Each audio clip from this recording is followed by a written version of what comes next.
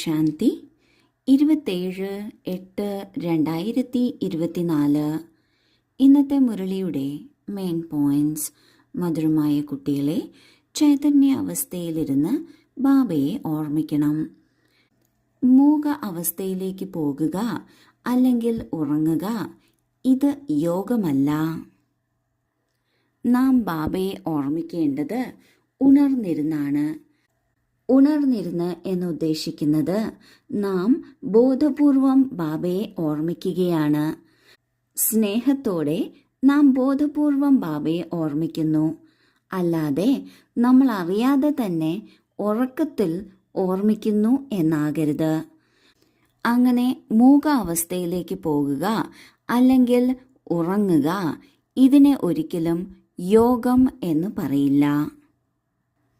അറിഞ്ഞുകൊണ്ടാണ് നാം ബാബയെ ഓർമ്മിക്കേണ്ടത്, അല്ലാതെ അറിയാതെ അല്ല.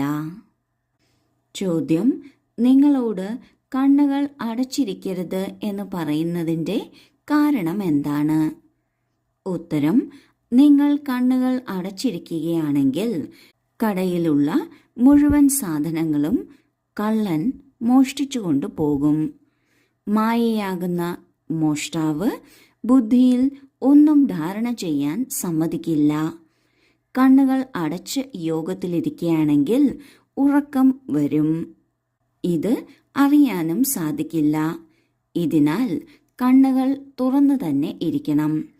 കർമ്മമെല്ലാം ചെയ്തുകൊണ്ടും ബുദ്ധി കൊണ്ട് ബാബയെ ഓർമ്മിക്കണം. ഇതിൽ ഹഠയോഗത്തിൻ്റെ കാര്യമൊന്നുമില്ല. എന്തുകൊണ്ടാണ് രാജയോഗം കണ്ണുകൾ തുറന്നിരുന്ന് ചെയ്യുന്നത്? കണ്ണുകൾ അടച്ചിരുന്നാൽ എന്ത് സംഭവിക്കും എന്നതാണ് ബാബ പറഞ്ഞു തരുന്നത്. നാം കണ്ണുകൾ അടയ്ക്കുമ്പോൾ കൺമുന്നിലുള്ള എല്ലാത്തിൽ നിന്നും നിർബന്ധിച്ച് അല്ലെങ്കിൽ ബലമായി വിടുതൽ വാങ്ങി എല്ലാത്തിൽ നിന്നും ശ്രദ്ധ മാറ്റാൻ ശ്രമിക്കുന്നു. എന്നാൽ ഇങ്ങനെ ചെയ്യുന്നതിലൂടെ നാം നിർബന്ധിച്ച് ബാബയെ ഓർമ്മിക്കുന്നത് പോലെയായി. മാത്രമല്ല, നാം കണ്ണുകൾ അടയ്ക്കുമ്പോൾ നാം കരുതുന്നതാണ് നമ്മൾക്ക് നല്ല ശ്രദ്ധയുണ്ടാകും എന്ന്. എന്നാൽ മായ ബുദ്ധിയിൽ ഒന്നും ധാരണ ചെയ്യാൻ സമ്മതിക്കില്ല. കണ്ണുകൾ അടച്ച് യോഗം ചെയ്യുകയാണെങ്കിൽ ഉറക്കം വരികയും ചെയ്യും. കൺമുന്നിൽ എന്ത് സംഭവിക്കുന്നു എന്നറിയാനും സാധിക്കില്ല.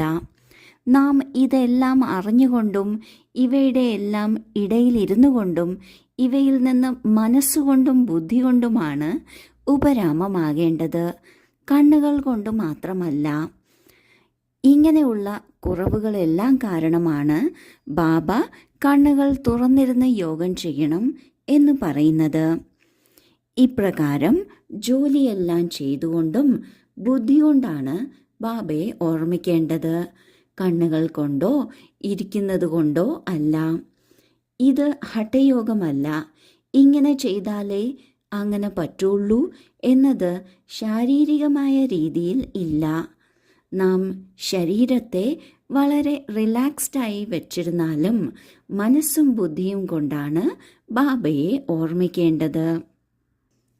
ധാരണയ്ക്കുള്ള മുഖ്യസാരം: 1. ഗൃഹസ്ഥ വ്യവഹാരം സംരക്ഷിച്ചുകൊണ്ടും ബുദ്ധിയോഗം ബാബയോടൊപ്പം വയ്ക്കണം. തെറ്റൊന്നും ചെയ്യരുത്. പവിത്രതയുടെ ധാരണയിലൂടെ തൻ്റെയും സർവരുടെയും മംഗളം ചെയ്യണം. 2. ഓർമ്മയുടെ യാത്രയിലൂടെയും പഠിത്തത്തിലൂടെയുമാണ് സമ്പാദിക്കേണ്ടത്. ധ്യാനവും സാക്ഷാത്കാരവുമെല്ലാം ചുറ്റിക്കറങ്ങലാണ്. ഇതിനാൽ അവയിൽ നിന്ന് ഒരു ലാഭവുമില്ല. എത്ര സാധിക്കുന്നുവോ ജാഗ്രതരായി ബാബയെ ഓർമ്മിക്കണം. തൻ്റെ വികർമ്മം വിനാശമാക്കണം. ആദ്യത്തെ പോയിന്റിൽ ബാബ പറയുന്നു, വീടും കുടുംബവും എല്ലാം സംരക്ഷിച്ചുകൊണ്ടും ബുദ്ധി കൊണ്ട് ബാബയോടൊപ്പം തന്നെ ഇരിക്കണം. ഇതിൽ തെറ്റൊന്നും പറ്റരുത്. നാം പവിത്രത ജീവിതത്തിൽ ധാരണ ചെയ്യുന്നതിലൂടെ സ്വയം നമ്മുടെയും മംഗളമുണ്ടാകുന്നു, അതിനോടൊപ്പം സർവരുടെയും മംഗളമുണ്ടാകുന്നു. ഇതിനാൽ ഇതിലൊരിക്കലും ഒരശ്രദ്ധയും വരരുത്. രണ്ടാമത്തെ പോയിന്റിൽ ബാബ പറയുന്നു, ഓർമ്മയുടെ യാത്രയിലൂടെയും മുരളി പഠിക്കുന്നതിലൂടെയുമാണ് നമ്മൾക്ക് സമ്പാദ്യം ഉണ്ടാകുന്നത്, നമ്മൾ ഉയർച്ചയിലേക്ക് പോകുന്നത്. സാക്ഷാത്കാരവും ധ്യാനവുമെല്ലാം ചുറ്റിക്കറങ്ങൽ മാത്രമാണ്. അതിൽ നിന്ന് ഒരു ലാഭവും ഉണ്ടാകുന്നില്ല. കാഴ്ച കണ്ടു, കഥ കഴിഞ്ഞു. എന്നാൽ യോഗത്തിലൂടെയും പഠിത്തത്തിലൂടെയും നാം ഉന്നതിയിലേക്ക് പോവുകയാണ്. ഇതിനാൽ നമ്മുടെ ശ്രദ്ധ മാറിപ്പോകരുത്. ഒപ്പം ജാഗ്രതമായിരുന്ന് ബാബയെ ഓർമ്മിച്ച് വികർമ്മം വിനാശമാക്കണം. ഉറക്കത്തിൽ ബാബയെ ഓർമ്മിക്കാം എന്നുള്ളത് അത് ഉറങ്ങുക തന്നെയാണ്. അതിൽ ബാബയുടെ ഓർമ്മ കലർത്താൻ സാധിക്കും, പക്ഷെ അതിനെ ബാബയുടെ ഓർമ്മ എന്ന് മാത്രം പറയാൻ സാധിക്കില്ല. അതിനാൽ ജാഗ്രതമായിരുന്ന് ബാബയെ ഓർമ്മിക്കണം. വരദാനം: ശ്രേഷ്ഠ സ്മൃതിയിലൂടെ ശ്രേഷ്ഠസ്ഥിതിയും ശ്രേഷ്ഠ വായുമണ്ഡലവും ഉണ്ടാക്കുന്ന സർവരുടെയും സഹയോഗിയായി ഭവിക്കട്ടെ. യോഗത്തിൻ്റെ അർത്ഥമാണ് ശ്രേഷ്ഠ സ്മൃതിയിലിരിക്കുക. ഞാൻ ശ്രേഷ്ഠാത്മാവ്, ശ്രേഷ്ഠ ബാബയുടെ സന്താനമാണ്. എപ്പോൾ ഈ സ്മൃതി ഉണ്ടായിരിക്കുന്നുവോ സ്ഥിതിയും ശ്രേഷ്ഠമാകുന്നു. ശ്രേഷ്ഠസ്ഥിതിയിലൂടെ ശ്രേഷ്ഠ വായുമണ്ഡലം സ്വാഭാവികമായും ഉണ്ടാകുന്നു. അത് അനേക ആത്മാക്കളെ തൻ്റെ വശത്തേക്ക് ആകർഷിക്കുന്നു. എവിടെ നിങ്ങൾ ആത്മാക്കൾ യോഗത്തിലിരുന്നു കൊണ്ട് കർമ്മം ചെയ്യുന്നുവോ അവിടുത്തെ അന്തരീക്ഷം, വായുമണ്ഡലം മറ്റുള്ളവർക്കും സഹയോഗം നൽകുന്നു.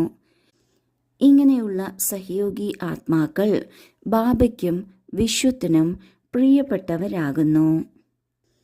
യോഗമെന്നാൽ ശ്രേഷ്ഠമായ സ്മൃതിയിലിരിക്കുക എന്നതാണ്. ഏറ്റവും ശ്രേഷ്ഠമായ സ്മൃതിയാണ് ഞാൻ ആത്മാവ് ശ്രേഷ്ഠമാണ്, ശ്രേഷ്ഠ പിതാവിൻ്റെ സന്താനമാണ് എന്നത്. ഇങ്ങനെ ശ്രേഷ്ഠ സ്മൃതിയിലിരിക്കുന്നതിലൂടെ നാം എവിടെയാണോ ഇരിക്കുന്നത് അവിടുത്തെ അന്തരീക്ഷവും വായുമണ്ഡലവും എല്ലാം ശ്രേഷ്ഠമാകുന്നു.